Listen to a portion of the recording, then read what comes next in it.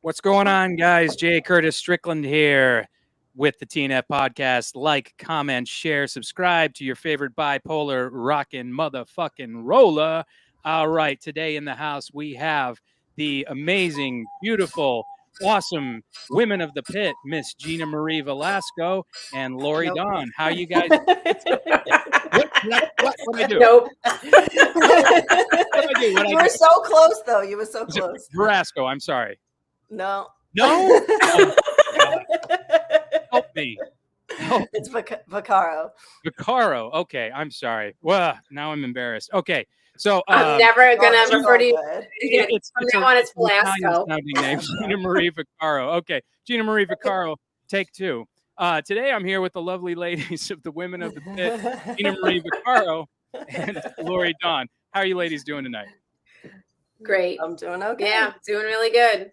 All right. So excited to be here. You are. Okay. Yeah, I met Lori Dawn up in New York at Drew Stone's awesome at his birthday bash where he had the High and the Mighty play. And it was a good time. And One Life All In, Mr. Don Foos. Amazing.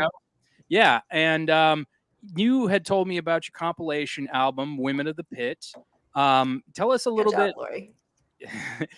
There it is right there. And I listened to it today and there's some sick ass bands on there. So tell us a little bit about how that got started and what the impetus was for that.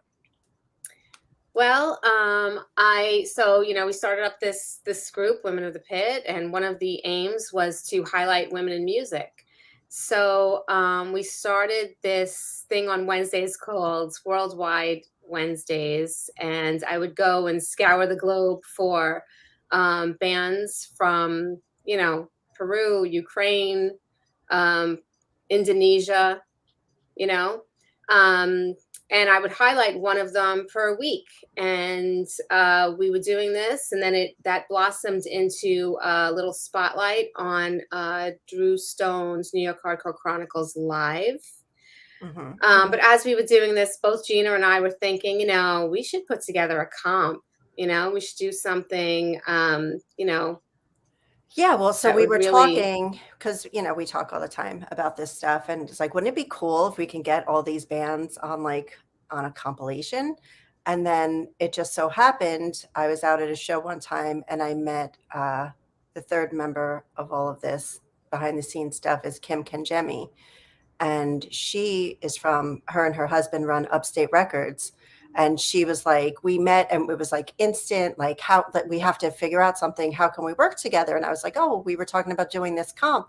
And it just took off. 6 months later, we had this comp ready to go. Bands from all around the world, not just New York, New Jersey, not just even the United States, but like Canada, like Lori was saying, Peru, Scotland, Argentina.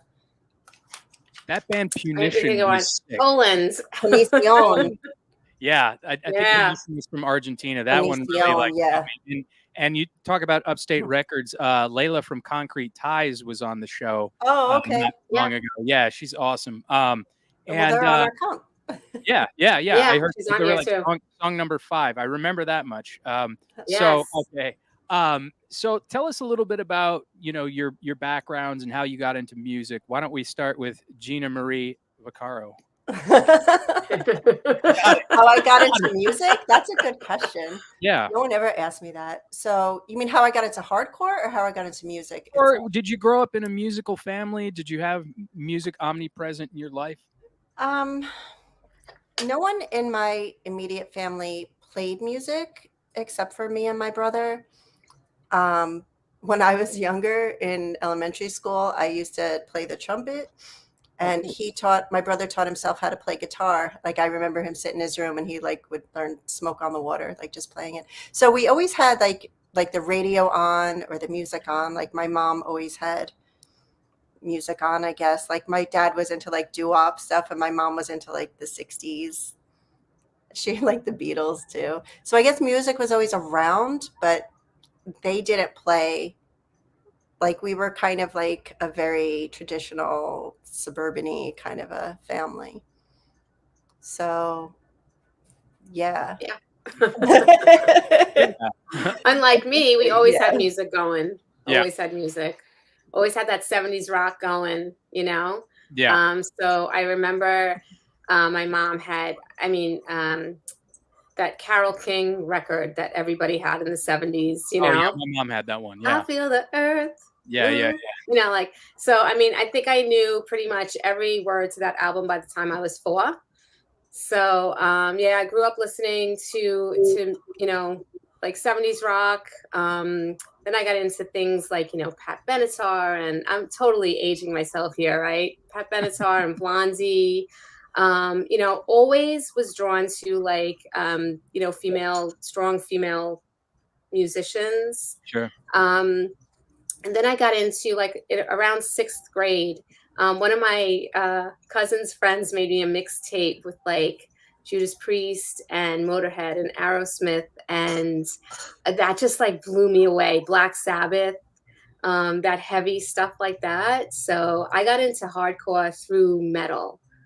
You Okay. know, Iron Maiden was like one of my first, you know, the first concert that I chose to go to. You know, I was dragged to the Bee Gees when I was younger, but you know, and now I think that that's kind of cool. You know? What was that like? What was a Bee Gees show? Pretty awesome. It was. I mean, you know, I don't remember much of it. I just remember like being in the biggest place that I've ever been to, because it was at Madison Square Garden, and I was a little kid, right? I was like 8, 9 years old. So I was just like, oh my gosh, I've never been around so many people. But I wish I had remembered more of it now, because I think I would appreciate going to the Bee Gees more now, you know? Yeah. So, but yeah, Yeah, my you first might have missed concert the was boat on that one. yeah. It's Yeah, but interesting. my first Oh, go ahead. No, but like I said, like my first concert was Iron Maiden, and you know, then from there I got into thrash music, and then from there I got into hardcore. So that was like my path. Okay. Now it's interesting. You talk about female fronted vocalists. I actually had a free ticket to Garbage when they were like kind of in their prime, like years ago. And you know, I was like, they're okay. But then once I saw their live show, it was like completely transformative. I'm like, wow, these guys are awesome. You know, like it totally changed my appreciation for the band. Yes. So that's how I got introduced to hardcore, was going to shows and seeing the live music. It wasn't like, even today, I can listen to a band, like when we're researching all these bands, I can listen to it and it's still not the same. It's not the same energy as you have. Like if you're in like some dingy room with like people jumping all over the place, it just doesn't have that same energy. And so, you know, going to shows, like seeing these bands live, that's how I got introduced to it. Like being who was your first show ever? My first hardcore show? So we used to go to shows at L'Amour's, and they used to play like like Slayer would play over there, Nuclear Assault, a lot of that. And sometimes they would have like Agnostic Front would open up, or the Cro-Mags. So that was like my first introduction to that. But my first CB show was Agnostic Front, and I don't even remember who else played. But I only remember that because I remember everybody was dancing as the bands were going on, and Vinny was going like the wrong way in the circle. And I remember Roger coming up to him being like, "What are you doing?" And he's like, "What? I'm dancing," you know? And it was just a funny memory. Yeah. So that was like, awesome. Oh, he's a character. Yeah. So that was like it was like 85, 86.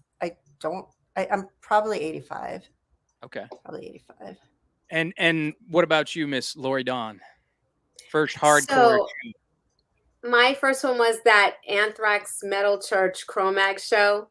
Yeah. You know? So, and that definitely was like the gateway, because like, as Gina said, the energy was amazing. And at that time, you know, a lot of like thrash and hardcore and stuff, you know, you had like a lot of crossover. So I got into a lot of those crossover bands. Like you know, Leeway was one that I loved as well. Love Leeway. You know, Crumbsuckers, you know, so I mean, yeah, that was really the gateway there. Now, how did you two get connected? Were you scene goers and you've known each other forever? You would think, right? No. Okay. So this is the crazy thing. It's a funny, yeah. You know, I used to hang out at L'Amour's. She used to hang out at L'Amour's. I was at this show. She was at that show, you know. but we didn't meet until the pandemic, till the lockdown, until we started up Women of the Pit. We met there. Mm-hmm. Yeah. So it was like in the chat room of Drew Stone's show. And then once we started talking, we just like instantly connected. We were kind of living parallel lives, but she was over there and I was over here. And and I moved out of New York in the 90s. So I lived in England for a while. I lived in Canada for a while. So, yeah. What were you doing in England and Canada? Work. It was for work, actually. And so what do you guys both do? Tell us a little bit about your day jobs. Oh God, this is my escape from my day job. You told me, but go ahead. So yeah, so I'm a librarian. I have a master's in library and information science. I've been a librarian for 20 years. I run the youth department of probably one of the biggest. I wouldn't say biggest, but one of the busiest libraries in New Jersey. It is, people tend to think if you're not a library goer, user, you tend to think libraries are like quiet places, but my library has anywhere from 700 to 1,000 people a day. Holy shit. Yeah. And it's really, I love my job. I love what I do. It's just so busy. So right now the summers are busy time. So we have like summer reading, and that's when like all the kids are off of school and they come to the library. We have this whole program for them, and we have like lots of other reading incentives, and it's just like nonstop from the second I walk in to the second I leave. So I get home, sometimes I just want to like zone out and crash. It's really, it's like you have to be on all the time. Sure. And it's good to know that people are still like reading print, because I don't. Are you familiar with Los Angeles at all? Yeah. Do you know the last bookstore there? Oh no, I don't know. Oh no. Okay. Yeah, it's really fantastic because it was like a vintage used bookstore, and it was. Oh, that sounds awesome. I love that stuff. You could get books for like $2 or $3, and like like classics and so it's really nice to know that people are still interested in print. What were some books that were influential for you like early on? Well, it's so funny because you even said in the pre-show when we were talking 1984, and that was like a lot of the books that we were forced to read in high school I actually like Brave New World and 1984. I don't read 1984 anymore though. Well, they do. They do. I don't know if it's assigned in school, but they definitely do. Yeah, that and Animal Farm, they definitely, at least they go out at my library. Animal Farm, I don't know. Still, my daughter read that. Killer. Yeah, that's awesome. So the dystopian classics then. Yeah. Before dystopian was like all that teen writers were writing about. But, I like books that make you think and make you like question why things are what they are.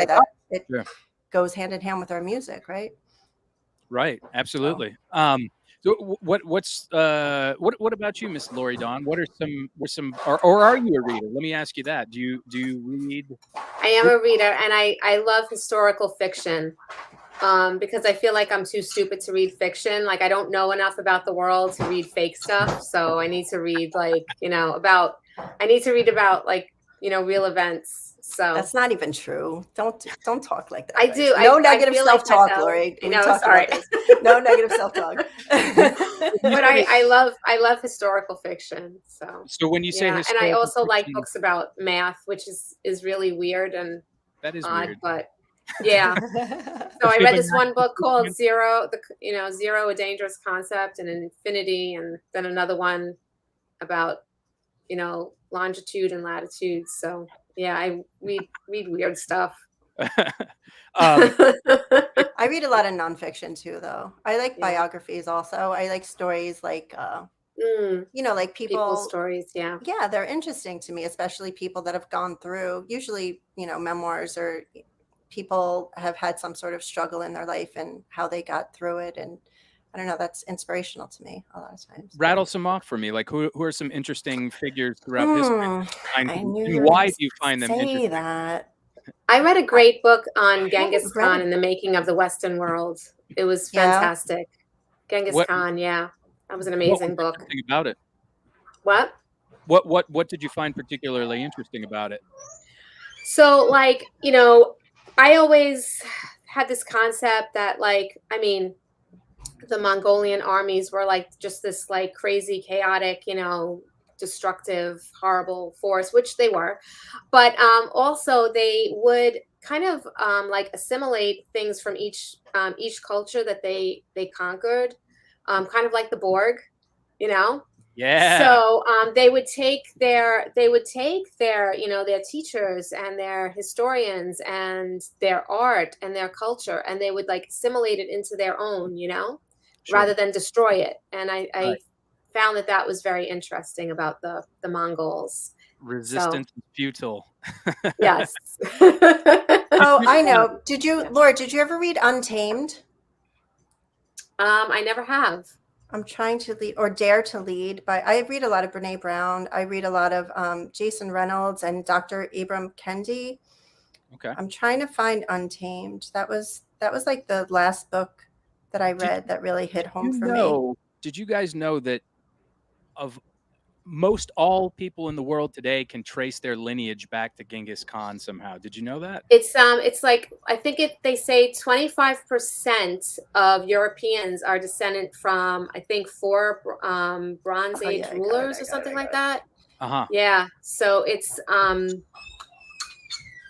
it's 25%. I mean, it's crazy. That is crazy. Incredibly high. Yeah, that was such a long time ago, like now that you say that, I am my ancestry DNA, I am 2% Asian. And if you look at the gene groups, my gene groups, because I'm also Ukrainian, it goes right across Ukraine, across Russia, and it touches the tip of Mongolia. So I'm like, yay! Probably descended. I'm descended from Genghis Khan. That's crazy. What about you, Miss Gina Marie? What's your lineage? What's your heritage like? Yeah, I'm Italian. I don't. I think they could have guessed that from her name. My mother is from Sicily and my father's from Naples, so they didn't really last very long together. Oh. But we're very Sicilian, like in our food, our culture. Okay. How we handle things. How you handle business. Yeah. I'm picking up what you're putting down. Okay. Now, your parents, when you guys when you ladies got into hardcore, what were they like? Were they like, this is just a phase, or were they receptive to it? No. So I'm going to tell you, at that time, I was 15 years old and my family had suffered a horrible tragedy. My younger brother was hit by a car on his bicycle and he passed away. He was 12. And within a year of that, I was like hanging out in the Lower East Side, like doing all the things you shouldn't be doing, being out all night. My parents' relationship really didn't hold up to that. And so they split up. So they were both going, now as an adult, I can look back and say they were both grieving in their own way and kind of, I don't want to say forgot about me, but like my house was the house all my friends used to come and hang out at. My friends still were like, oh my gosh, I remember your parties, but there was just no adults ever there. So we kind of just raised ourselves. So my friends back then became my family, right? My brothers, and I'm still friends with a couple of them. The ones that are still left, I'm still friends with a couple of them today. But yeah, so they didn't even really, I don't really have a traditional, like nice story about, my childhood, but that's, the music was more than music. The scene was more than a scene. That was like, they became my family and it was my life. Yeah. And I was just talking to one of my old friends this morning, and the ones that are left that I was friends with from back in the day, these guys just mean so much to me. And I always want to see everybody doing well, because a lot of us were struggling with all kinds of things that we were carrying around, all kinds of traumas and, addictions and really, really horrible things at an early age. And so when I see someone doing well, like my friend Jimmy Stickman from Fury of 5, like to see him up there, like doing well, it just makes my heart so happy. Yeah. That's awesome. Yeah, Yeah. unlike Morrissey, we love it when our friends are successful, right? Right now, I Yeah. want to see everybody doing well. You know, a lot of Yeah. our friends aren't around anymore. You know, they OD'd or did other ridiculous things that, you know, they're just not here anymore. So Yeah. I, Go when ahead. you have a bond like that, you know, when you grow up like that, so young, when you have a bond like that, that lasts a lifetime. So That's good. yeah. That's good. New York seems to be kind of a different animal nowadays because I hear stories about people growing up on the Lower East Side, and it just seemed like it was almost a war zone out there. Well, yeah, it was. It wasn't really a nice place to be. And I was talking to my friend Chris about this. My friend Chris, you might know him from Powerhouse, but we went like to the Yeah, same high school together, or we didn't go to high school together, whatever you want to say, however you want to say played that. hooky. We grew up in the same town, and we were saying like how we grew up in like this little suburban place, and how we sought comfort in the Lower East Side. Like, how bad did it have to be for us that was where we went to feel like we were at home? Yeah. And yeah, it's pretty wild looking back on that now. If my kids ever tried to pull any of that shit, Give us some of that well, Sicilian justice, right? yeah. Yeah. I mean, it's different for them. It's different Yeah. for them. You try to do better for your kids, you know. Sure. Now, what I don't about know if you you? have kids or what, but I do not actually. I'm yeah. aspiring to have them someday, but got to find a willing participant. So, but Yeah, usually that's how that works. yeah. No, I mean, I wouldn't have it any other way. Good story, Dawn. What about you? Like, what was your family upbringing like with as far as like hardcore is concerned? How receptive were they to that? You know, they didn't fight it. They knew that it was kind of futile to fight it, you know, but I got into this loud music at an early age, whether it was metal, thrash, hardcore, punk, whatever it was. I played it very, very loud in my basement. You know, my dad would like stomp on the floor to get me to turn it down, but I think they just kind of dealt with it, you know. And then I got a job when I was 15 working in a record store, which was like everybody's dream job at 15, right? Sure. And you know, the guy who owned it, Neil, he became, you know, like one of my closest friends, and actually like a big brother to me, really. And he really mentored me a lot through my teenage years and kept me out of a lot of trouble. So very grateful to him. And you know, it was a store called Agents of Fortune on Long Island in Massapequa.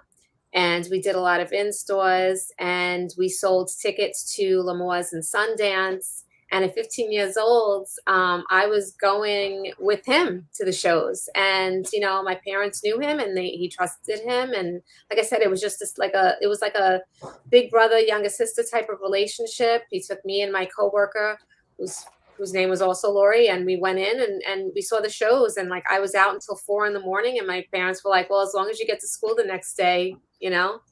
Wow. Like, yeah, so they were pretty good like that, you know. But I actually had somebody watching over me and keeping me out of trouble. So yeah. Nope. Yeah, so it's kind of the opposite, you know. So that's why, like, I kind of sometimes I Yeah. look back and I was like, I wish I would have met her back then, but we were like, Yeah. even though we were there, it was just different. I would have scooped you in, kept you safe. Oh, Lori. I've been told that New York kind of has scenes that don't even interact with other scenes. Like, different boroughs will have like a completely different group of kids. And I don't know if it's different boroughs. What I've seen lately, so first of all, New York is all love. Like, everybody supports everybody. Yeah. But there's like the crust punk scene where those kids like actually live, you know, they're squatters or they live in the park still. And then there's right now there's like a really cool, they call them like the illegals, and it's like bands like Cartel and the Non-Residents, and they have a really cool scene going on, like within themselves. They're always throwing shows, and like but they're still all cool with like everybody, you know. There's like old people like us, like at the Bowery Electric, still like Drew throws these free shows. They're free, all ages. You were there for his birthday. I had to miss that one because I wasn't feeling well. There, I was there upset were about that. Krusties there too, and they Yeah, represent. they come because Yeah. it's free. Yeah. Those kids, they're Yeah. cool kids. Yeah. Right. And I think the non-residents were there too, weren't they, Laura? Like those guys were there too. Yes, they were. But there's definitely like a lot of there's like, the metal scene too still in New York, but it's all love. Everybody supports everybody. Yeah, everybody's intermingled and stuff now, so it's cool. That's awesome. We're older now. We're not trying to. Yeah, nobody's trying to get into fights. But there's a lot going on. There's at any given day, there could be like 4 or 5 different shows to choose from. That's amazing. Yeah. It's insane. Did you guys go to the Biohazard reunion? Yes, of course. Both shows. Come on. Both shows. And so check out my feed. I was able to photograph them and I was having the time of my life. Those shows were so fun. Were you there? I would not. I wanted to go. I always tell everybody this. I'm kind of a late bloomer to Biohazard because they weren't. I don't want to say they weren't prevalent around here, but I just kind of missed the boat as far as they were concerned. And I once I got into them. Hi, Jeff. Yeah, Jeff. Sweet. Hey, what's my up, buddy? Gloria is so incredible. Known her since the Wax she Museum is. Fortune days. Love this podcast. Thanks, Jeff. Aww. Been trying to get Jeff to come on this podcast and tell us some stories. But I mean, I was a late bloomer to Biohazard, and I hate that I slept on them so long because they are amazing. And I was talking with Richie Mancuso, who, if you know him from Wisdom in Chains, he does a podcast called the Post America Podcast, and they were talking about Madball and Biohazard and all those bands, and they're like, they got that bounce, like they play the real fast upbeat punk, and then they just kind of break it down, and it's kind of groovy, and I'm like, man, why have I not really paid this any heed until now? And I because I kind of got them mixed up with like a lot of the rap core bands around that time and new metal, and I'm like, they're not really like that at all. No. Well, for them, like they were pretty groundbreaking back then. Like I can remember the very first time I saw their video, I was babysitting my little cousin, and was it on the Headbangers Ball? I think it was, and he was like maybe 9 or 10 years old. I mean, that's the only time they played the music back then, right? Was on Headbangers Ball. So he's like 9 or 10 years old, and we were watching. I guess it was just on in the background. And all of a sudden my little cousin was like, Gina, look who's on TV. He's like, your friends are on TV, because he recognized my friends that were in the video.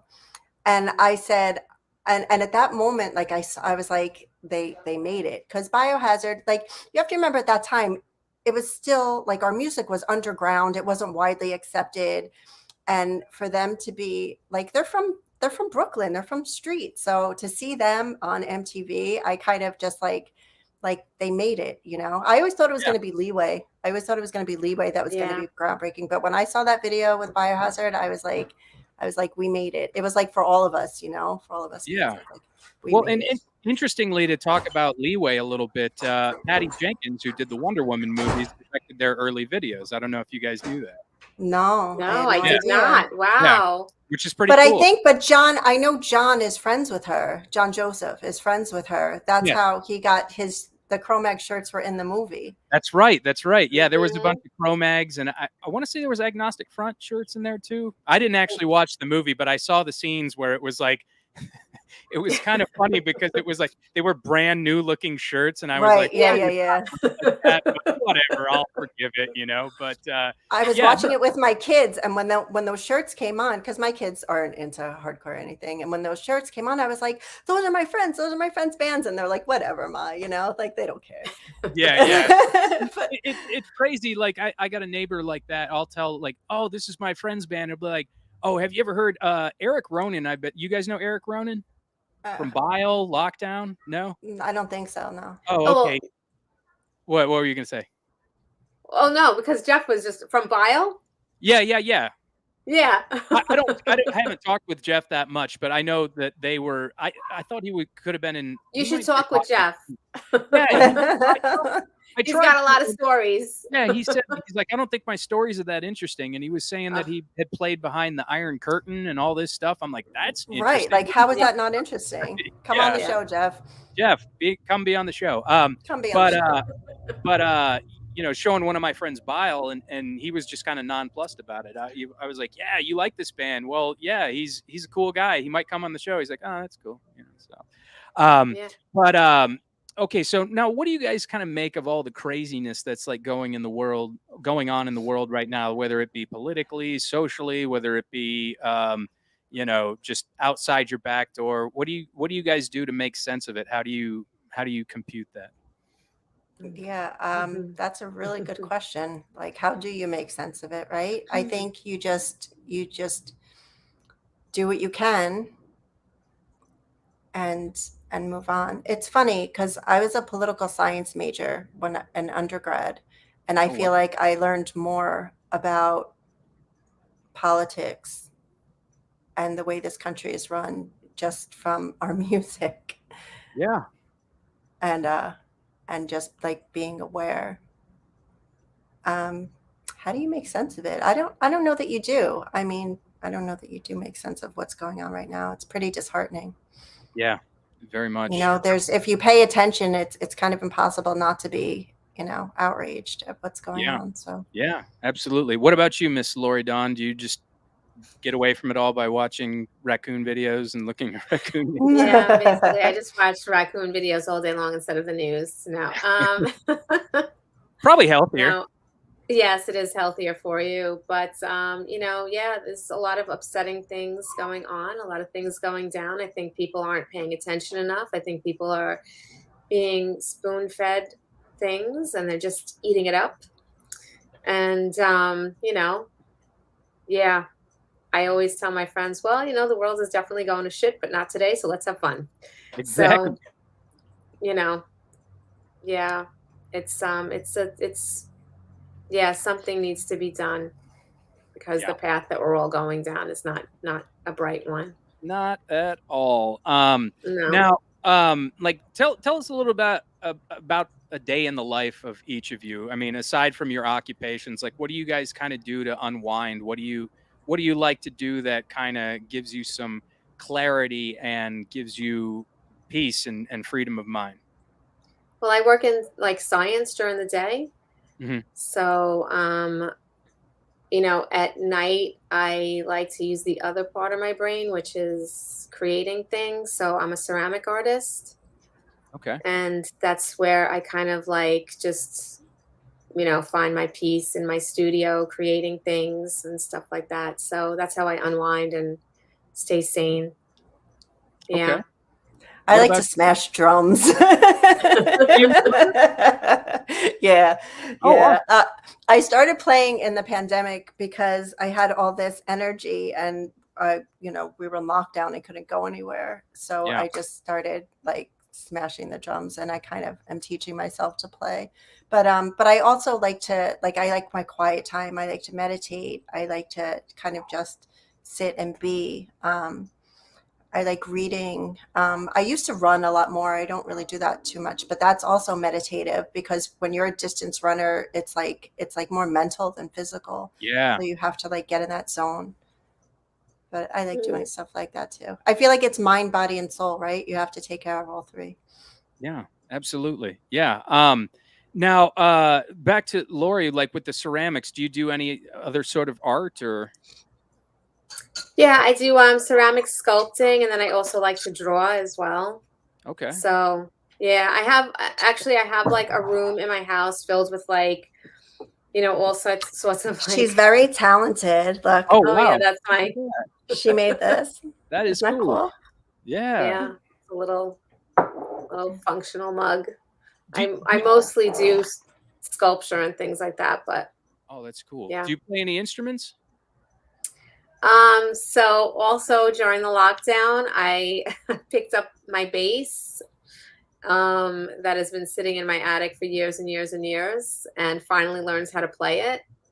I was given this thing when I was, this is going back again to like my parents supporting and whatever, you know, like my dad, he bought me a bass when I was 16, and I played it for a couple of months and was completely distraught over the fact that I didn't sound like Steve Harris and Geezer Butler and as soon as I picked it up. And I ended up giving it to my cousin, and he held on to it for like years and years and years and years. And I got it back like maybe like 15 years ago or whatever. And it just sat in my attic because I just thought, well, I stink at that, you know, whatever. But I gave it another go, and it turns out I just needed something called practice. Wait, the pink one? You gave your cousin the pink one? The red one. Oh, the red one. Yeah, the red one. Pink one's the pink new, one was right? the one I rewarded myself with because I was playing for a year, and I was like, okay, I made it a year. It's time to buy a new bass. So yeah, I didn't have the discipline when I was 16, you know, or the confidence to stink at something. You know, you have to have confidence to be bad at something and keep going. So I didn't have that. So now I do, and now I'm just like, yay, I'm a crappy bass player, and I love it. You know, I don't care. Do you two ever think you'll play like in a project? Funny you should. Well, the last time we got together, because we live so far apart, because like I'm on Cape Cod and she's in Jersey, but last time I came to visit her in Jersey, I brought my bass, and you know, we did a thing. We got a little sesh going, a little sesh. Okay. Could have be on the next Women of the Pit compilation. Sure, you know. I don't know. Who knows? We'll see if we're good enough.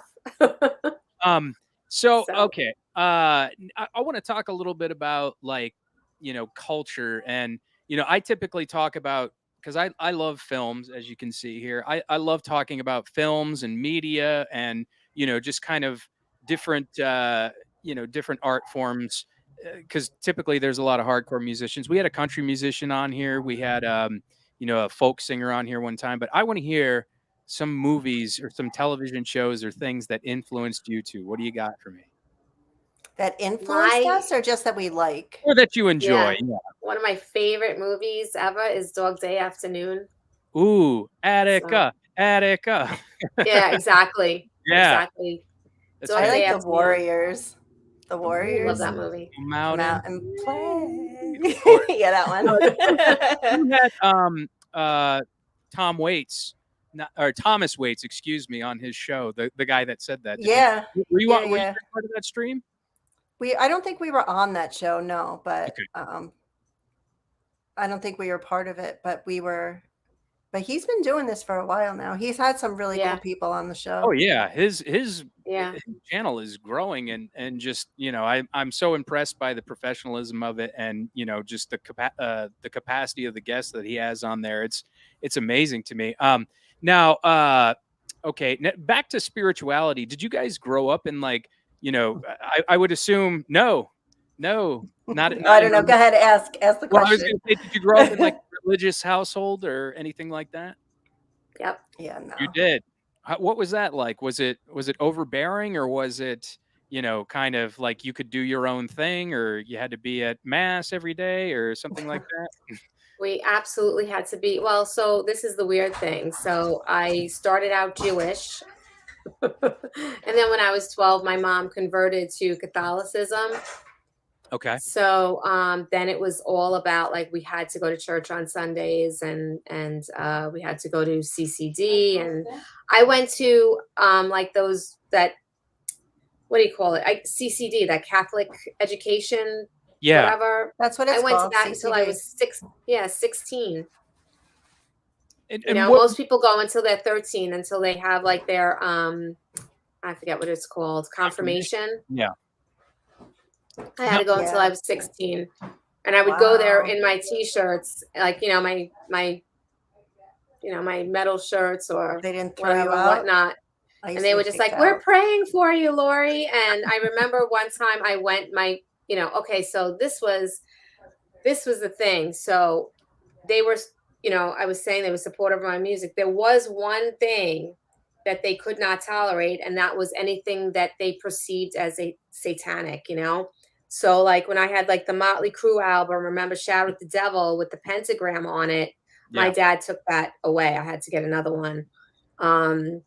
when I brought home Iron Maiden, Number of the Beast, I took home the record. I had my friend take the cover. She had the cover at her house, and I took that, that Iron Maiden record, and I hid it in a Leo Sayer album that belonged to my mom. Okay. So like that's what I used to do. I would go and I would just bring my albums home and hide them if they had anything, and I was forced to go to this thing at my church, about like, rock music and the evils of rock music. And they showed us, this was like in maybe 1985, and they showed us albums like Led Zeppelin and maybe it was 86. Yeah, it was 86. They showed us like Led Zeppelin and Pat Benatar. Pat Benatar. Yeah, it was shitting on Pat Benatar, But I'm sitting there thinking, there's way more evil things than this. Like they're missing the whole boat on like Slayer and Venom and Celtic Frost. Venom. They're missing all the good bands, It's in the name, Christian Death. I know, but it was just, they were so like behind the times, and the whole thing was so ridiculous. But yeah, I was forced to go to that. Real quick, what was the conversion from Judaism to Catholicism? What was the kind of spurred that on?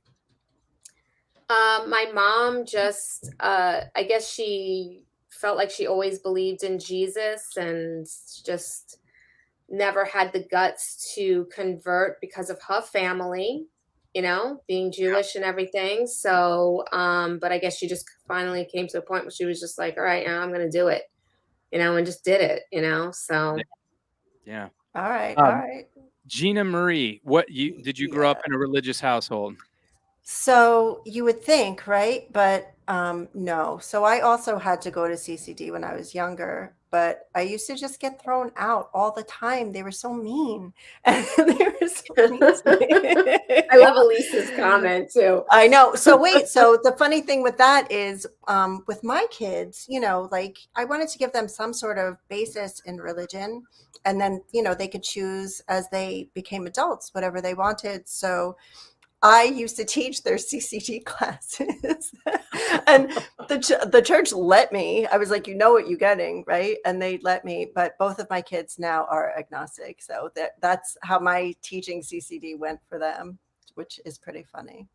Now talk about your meditation a little bit. You said you meditate. Yeah. What is that? Is that your own process, or is that is it like guided meditation or?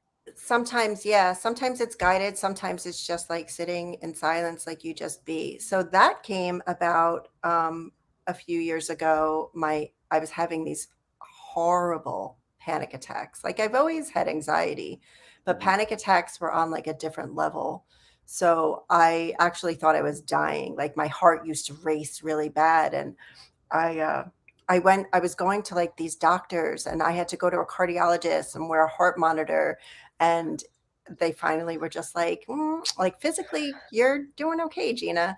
So I had to do some pretty deep soul searching. And part of the process from that was finding ways to kind of calm myself. And I started reading about Buddhism and meditation. And I just fell right into that. I love it. It changed my life. It changed who I am.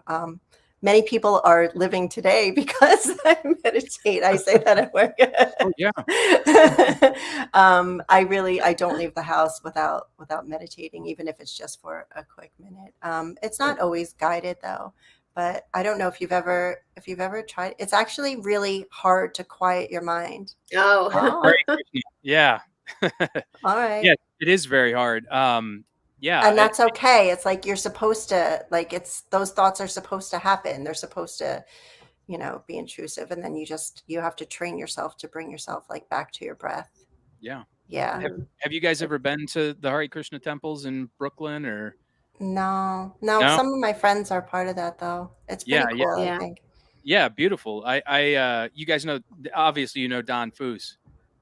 Yes. Yeah, we went up to the Matchless Gifts on 26 2nd Avenue, and that was just it's incredible, at least in my personal life, how meditation has helped me, because I'm kind of a loose cannon a little bit, and so to be able to kind of quiet my mind is very, very helpful. What about you, Lori? Do you meditate, or do you do anything like soul seeking? I do, and I'm very spiritual. I pray. I believe in God, so I do pray. I don't try to.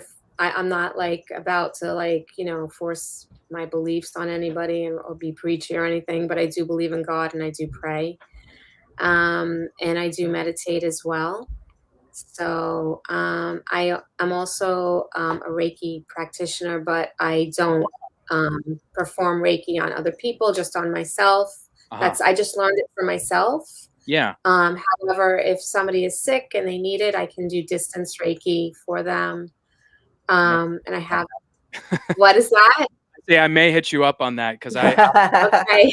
need. Yeah, no, I had some Reiki done for me one time, and it was just like, wow, this is incredible. Okay, so being a scientist and everything, when I was first told about Reiki, I was like, well, but a couple of years ago, I was in the hospital and I was going in for my first surgery, and they said, would you like, to have a Reiki, nurse come around? It was like this pilot program that they were doing at my hospital to do, because they found, a lot of anesthesiologists and everything. There's studies that find that, when people are more relaxed, it's easier to monitor them under anesthesia. So, which makes a lot of sense, right? Yeah. So, I didn't believe in it. I just wanted company. So I was like, okay, send her in, because I was flipping out. Sure. And she started her little thing, and I was just like, what, trying to be like respectful and everything. And, but it calmed me down. It worked. And I was a believer after that. So I was like, you know what? I want to take courses for myself, and I want to learn more about this. So I did. So does Reiki help with like physical problems, ailments as well?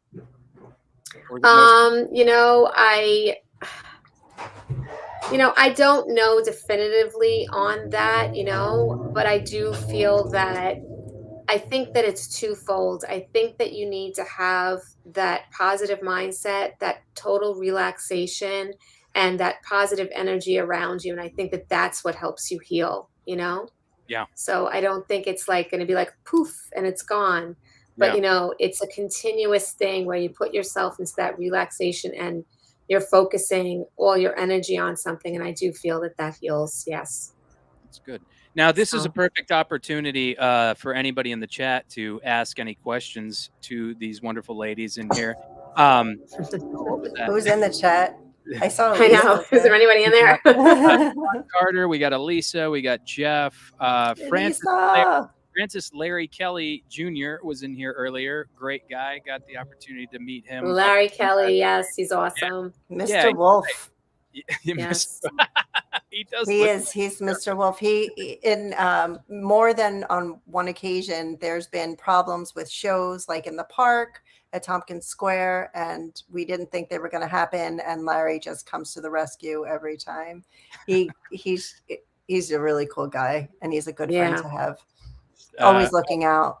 Elisa says, me, ha, ha, ha. Hi. How do you guys know Elisa? Yeah. Elisa helps us out a lot with Women of the Pit. So she's on our little committee. So she helps us out with shows and stuff like that. So, and a lot of the things that we do. So she's kind of one of the people that makes things happen. She's here representing. That's awesome. Yeah, she definitely has come through big for us more than once. With that one time, remember Elisa, you drove all those hours for the merch when Lori was supposed to come, but Lori couldn't make it to the show. Oh wow. Yeah, so Elisa saved the day. She did. She did. Yeah. She was our Mrs. Wolf that day. So, yes. No, we have a lot of really great women in the group that help us out, and make the magic happen. So we're truly grateful for that. So Elisa and Mei Ling and Lori and I talk pretty much every day. They mostly talk more than me because I'm usually busy with a lot of stuff going on, but I try to chime in when I can. Keep everything organized in the group. So what are the plans for Women of the Pit coming up? Is there going to be another compilation or? Well, right now we're just, we're still, trying to promote this one and get it out to as many people. We've got, we're going to be We have a couple of involved in shows coming up. Camp Pennsylvania. Okay. So, which is a festival happening in Scranton, a 3-day punk festival that we're going to be a part of. So we're super excited about that. Okay. So, yeah. We have a show coming up at Crossroads in New Jersey. Kings Never Die, Silence Equals Death, Cropsy, Fire is Murder, Rest Assured. These guys have all, they're like Women of the Pit approved bands. Yeah. these guys are like our brothers, and they support us, we support them. It's really nice. We have our little hardcore family. I got to meet some of the Fire is Murder guys at Drew's show. I almost feel like, yeah, well, it's funny. I've been up in New York. It was Chris. I guess he said he was in the Army for 23 years. Oh, yeah, that's Chris. Great guy. What a great guy. Super awesome. Very friendly. It's crazy. I've been up to New York pretty frequently now, and I almost feel like, I don't know, it's like a second hardcore home, because I didn't really get to go to a whole lot of shows in LA. I was kind of removed from that scene. But then, eventually, Dawn has been the one that's been inviting me up to New York, and I got to meet Drew the first time I was up there, and then I got to go again. And it's so nice, like the I don't know where this stereotype of people like New Yorkers being assholes is, because everybody was welcoming to me and super warm. Yeah. And they remembered me. They were like, "Hey, what's up, dude? Nice to see you again." And they're like, "Hey, where are you living at? Where you live?" And I'm like, "Well, I don't live here." And they were like, "Oh, I'm here pretty frequently." I'm like, "I'm just here." Those Bowery Electric shows are really special and important to a lot of people. So Drew does a really good job putting them on. We've worked with him a couple of times. He's asked us to do the shows with him, not all of them, because he does like one a month, but we try to make it over there whenever we can. It's always a good time. And there's one coming up July 30th that we'll be at, and that's a good one. That's Dog Eat Dog, Kings Never Die, Incendiary Device, Dead Crew. There's a bunch of bands on there. They're awesome. Okay. Yeah. Serial Poets. Now I want you guys to impart some words of wisdom or mantras or things you guys would feel like would benefit people that would watch this show, or just anyone in general. What do you got? Words of wisdom, huh? Yeah. I don't feel very wise. My words of wisdom would be it's okay to do things scared. It's okay to feel nervous and anxiety. It's okay, just to go with it and do things scared. It's great. Yeah. Lord knows I'm right. A lot of times I'm driving in my car to shows, and my stomach feels jumpy. My heart feels a little jumpy. I feel a little short of breath, whatever. And you just keep going. You just tell yourself that these are natural physiological feelings. You're not going to die from them, and just keep going. Yeah. So. What about you, Gina? I love that one that she's when she's said. I don't know. I think my thing, I'm sitting here thinking, and what came to mind, I kind of just forgot what I was going to say when she was talking, because I was so into what she was saying. But I guess it's what was I going to say? It would be, what are my words of wisdom? I don't feel very wise. No negative talk. Oh, yeah, right. Yeah, well, I mean, I will say that, negativity is kind of infectious, and I've learned, I also kind of deal with anxiety, and I've learned one way to kind of decrease anxiety is to get a lot of that negative shit out of my life, and I got it. Oh, go ahead. That's it. Love yourself first. And it sounds cheesy when you say it, right? But I don't know, as you're a guy, but for women, we're taught, at least I was raised, you put everything else first, right? Whether it's a relationship or your family or your kids, everything else comes first. But I had to learn the hard way, to take time out and, clear all that mess and remove the people from my life that don't belong, that don't deserve to be a part of my life. Like I get to say who has a part in my life. And through like meditation and self-discovery, really getting to know myself and to love myself first. It sounds so cheesy when I say it, but I have a friend, every day she wakes up and she looks in the mirror and she says like, I love you. And when I first heard that she said she was doing that, I thought that's so weird. And she's like, can you do that? And I was like, no, I can't. And she's like, why? Like, why can't you do that? So look in the mirror and tell yourself, I love you. There is an old, I don't know if it's an old saying or a newer saying, but it's like you kind of have to treat yourself like you're a young child sometimes and give yourself that much, love and respect for yourself, because, life's hard. Life can be hard. And, if you don't love yourself, it's kind of difficult to make it through the day sometimes, I think. Okay. One last thing. Shout outs to any individuals, any bands, and I want you guys to drop your social links, and I'm going to put them in the actual description, but just go ahead and rattle them off, and bands, people, and what's upcoming for Women of the Pit. Aside from shows. So go ahead, Laura. Aside from shows. So, I want to give a shout out to all the women who are involved in our group. And I want to tell them all that, this group is for you. So, be involved with it. Let us know who you are. We have Who Are We interviews, and we're also doing these Throwback Thursday features where we ask the question, what advice would you give to your younger self?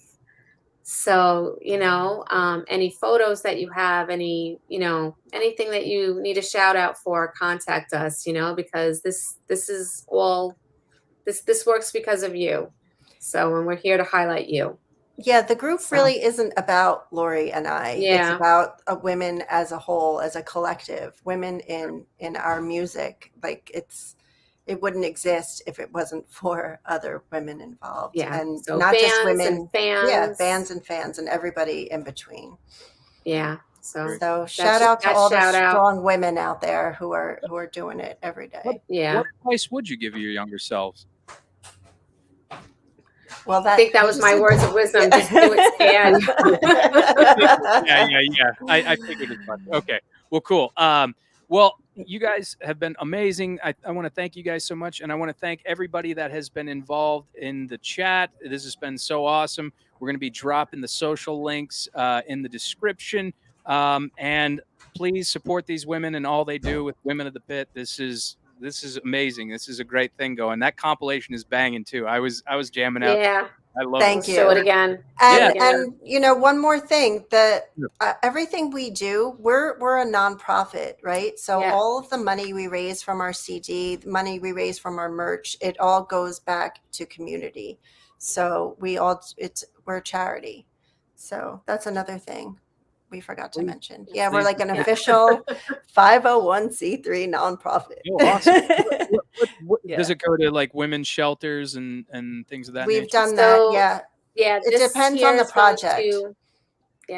This is going to Global Fund for Women. So it's a charity that works in over 150 countries from around the world since the 1990s, fighting for gender equality. So yeah. So because that compilation was international, we wanted to find an international organization to donate to. Well, we did one of our shows last year. Was it last year? It seems like so long ago. I think it was last year. And we donated the money from that show to Oasis, which is it's a haven for women and children. So not only do they shelter women and children, but they also provide educational resources, and they, clothing and food, and they really try to change people's lives. So it's amazing. Yeah. What good stuff. Actually, one last question. If you could have dinner with anyone, alive or dead, who would it be? My brother. My brother. Yeah. Sorry. No. That's it's okay. Wow. I would You left it at that. I know, because now I'm like all teared up because it's my friend Neil's birthday tomorrow, and he passed 10 years ago. Neil. So, So Neil. Yeah, so he passed 10 years ago, and I'm glad I got a chance to talk about him. But yeah, so there you go. Well, that's awesome. Okay. Thank you so much for having us on your show. Yeah, this was Yes, cool. thank you so much. And You're a good interviewer. Yes. I got your This name went wrong. very Yeah, no, quickly. you kept it moving. It was good. It was good. All right, good. Well, quickly. I thank you guys so much again for coming on, and everybody support Lori and Gina at Women of the Pit. You can find them on Instagram. You can find them on there's a Facebook women's group. We can post the link to that too. And just like I said, like, comment, share, subscribe, click on that bell. Lori and Gina, thank you again for coming. Thank you so much. Thank you so much. God bless you guys. We have been appreciate you. Yes, Thank you for you your too. support. all right, guys. Okay. Good night. Bye.